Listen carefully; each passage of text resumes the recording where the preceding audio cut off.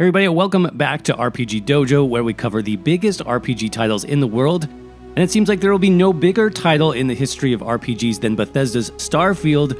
With over 100 solar systems to discover and 1,000 planets to explore, this game is incredibly massive. We just got the full Todd Howard Leather Jacket treatment with a whopping 15 minutes of gameplay detailing everything from open world exploration to combat, spaceflight, crafting, and yes, even character creation. But this doesn't even begin to scratch the surface of Starfield. In fact, we analyzed every single frame of this trailer from start to finish and came away with some really surprising details that you probably missed. So sit back in your captain's chair, punch in your coordinates for that next solar system, and let's dive into the video. These are the 23 biggest details you missed in the latest Starfield gameplay reveal. Let's start where we always start in the Bethesda RPG, and that, of course, is character creation. In the gameplay footage provided by Bethesda, we saw a pretty amazing character creation system, including tons of sliders and options, backgrounds, traits, and more.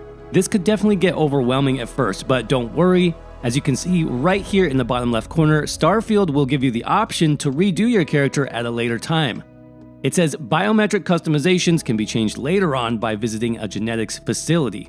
Now, we haven't actually seen one of these facilities yet, but I would guess that these are pretty common, at least in most major cities in Starfield, and we may even be able to add these to our ships or outposts later on in the game. Another level of character customization, which is definitely new for a Bethesda game, is the option down here, walking style. We only see what appears to be the character's default walk, but it'll be interesting to see how many options are available here to truly customize our character. Next up, players will be able to choose from pre-built backgrounds with predetermined starting skills, almost like a class. But don't worry, these starting skills aren't limited to just those backgrounds only. As we see later on, when we take a look at the skills section of gameplay, all of these starting skills are actually available as part of the main skill trees for Starfield. So basically, any character will have the option to pick any skill, eventually, regardless of their starting background. Everything here is completely wide open. Players in Starfield can also choose up to 3 optional traits during character creation. Now, these traits were quite interesting. They actually tell us a lot more about the game world itself when you slow down the video and look at the text of the traits. For example, we see here that multiple religions or religious factions are going to be represented in the game. This includes the Enlightened, Sanctum Universum, and the Great Serpent. Also, we see that only one religion trait can be chosen for your character. And here's another very interesting starting trait that we found, the Starter Home trait, which says you own a small house on a peaceful moon, but it comes with a 50,000 credit mortgage, leading us to believe that player housing exists in Starfield, as does personal debt. Wow. One last thing here that I want to draw your attention to is the title in the top left corner of the character creation screen, Argos Extractors. This is actually a huge reveal, as I believe this showcases our starting faction, or basically the prologue to Starfield. It's my thought that we start off in the universe as part of a mining colony or a group of mine workers managed by the corporation called Argos Extractors. Now, this idea is backed up throughout the gameplay trailer, as we see footage at one point of some space miners deep within a planet or a moon, using some type of mining lasers. One of these NPCs says later that most quote-unquote dusties don't make it this far. The name Dusties here obviously implies someone who works in dust, basically mining for ore or metal, perhaps on a moon, like I said, somewhere in the universe of Starfield. And since we know we eventually become part of the Constellation group, which is like a group of space explorers, not miners, the Argos Extractors seems like it might be the very start of our story, the beginnings of a rags-to-riches origin. No, we're not a prisoner this time around like we've seen in other Bethesda games, but mining away our days in the dust of some forgotten moon, perhaps for little to zero pay, is pretty similar, I would say, to that style of origin that really fits the theme of other Bethesda titles. Let's move on from character creation to actual gameplay, and what I think will be the main gameplay loop in Starfield, and no, it's not combat. As we've heard from Bethesda themselves, and I think we've seen reinforced in some of the gameplay clips, Starfield is going to be more about exploration and discovery. That's why I think one of the main gameplay loops is right here. You see the player switch over to scanning mode, scan this dust root plant as part of the survey process, and then add survey data to the planet Crete. So survey data, for whatever reason, is going to be an incredibly important aspect of what we do in Starfield. Maybe this is part of our search for alien life, or just part of Constellation's mission to map the stars.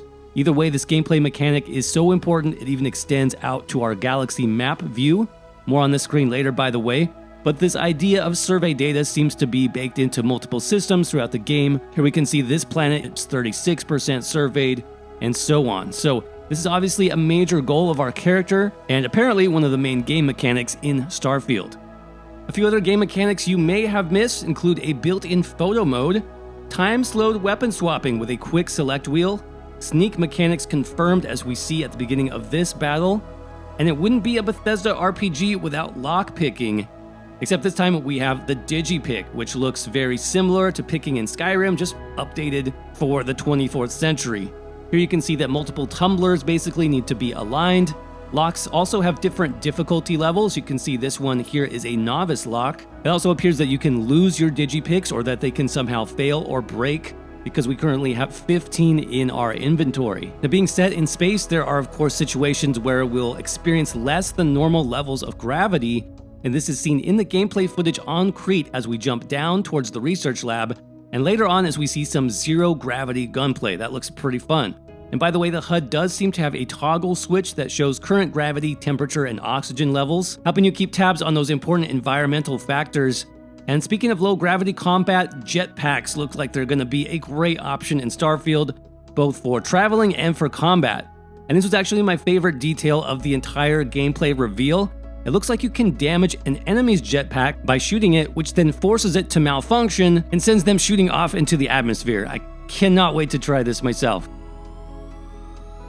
Joining factions, or at least helping them throughout the story of Starfield, seems to be confirmed, as we see several faction banners throughout the gameplay. We also see the player talking to faction leaders as well. I do hope that a truly evil playthrough is possible by joining the Raiders, for example.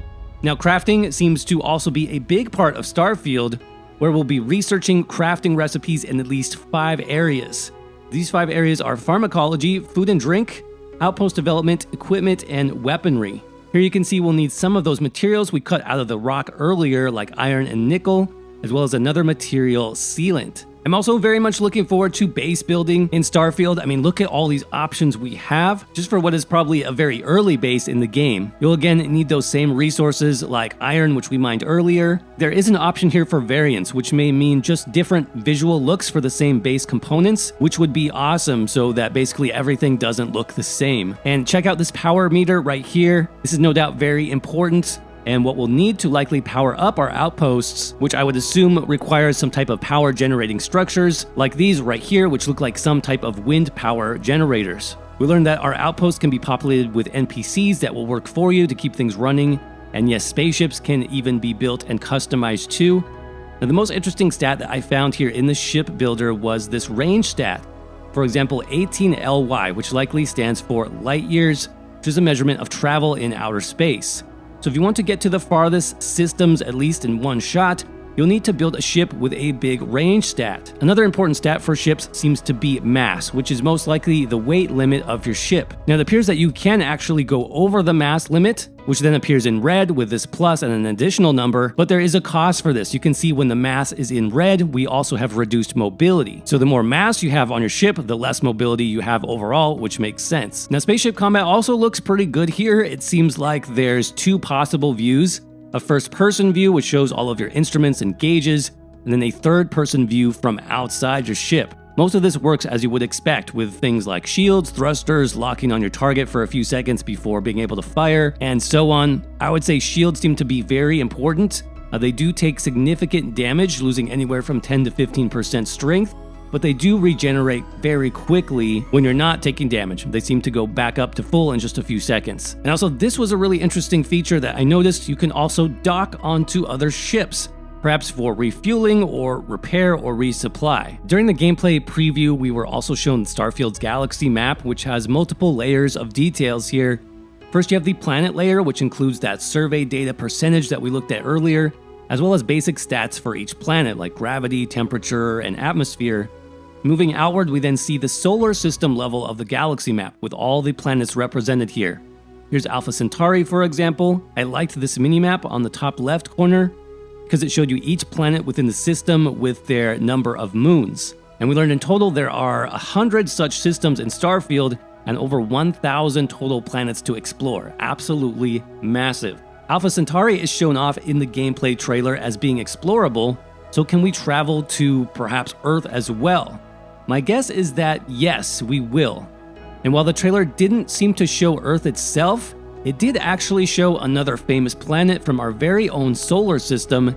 Here is the red planet Mars, along with one of the Mars rovers, shown at the very end of the Starfield gameplay trailer. Now I have to think this must be a little teaser thrown in by Bethesda to see if we would catch it, because they did say that we'll be able to explore every planet within a system. Obviously Mars is the same system as Earth, so Earth would have to make an appearance in Starfield as well by that logic. Remember too that Starfield takes place a full 300 years or so in the future, so it'll be interesting to see Bethesda's take on the planet Earth at this point in time. Will we see an advanced society, or will we see a complete and utter disaster? Let me know what you guys think of that in the comments section below. If you enjoyed this video, don't forget to crush that like button.